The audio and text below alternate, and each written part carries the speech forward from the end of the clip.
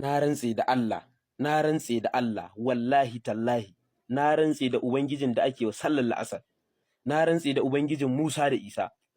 Wa'innan maganganun da nake faɗi akan Shehu Ibrahim, da a ce Shehu Man Tijjani yan mota yana nan, da a ce Shehu Sanin Awwali yana nan, da a ce Shehu Abdurrazzaq Kusa yana nan a zahiri, wallahi sai dai su ce kada a hasanta, kada a hasanta. Ka kyauta Anisi, ka kyauta. Wallahi. Wata rana na tambayi mahaifiyata, na ce wai yaushe na fara son Shehu Ibrahim ne, ta ce a haka na haife ka, a haka na haife ka da son wannan Shehu Ibrahim din. To ni fa san da Allah zai halitta ta ba da jini aka yi halittar ba, ba yumɓu da rairayi ne ba, ba maganar kashi da tsoka ba ne. Hasken Shehu Ibrahim aka nannarka a mahaifar da za a yi halitta ta. Soyayya Shehu Ibrahim sai ta jujjuya hasken, a kwana a tashi kawai sai na samu cikin Shehu Ibrahim.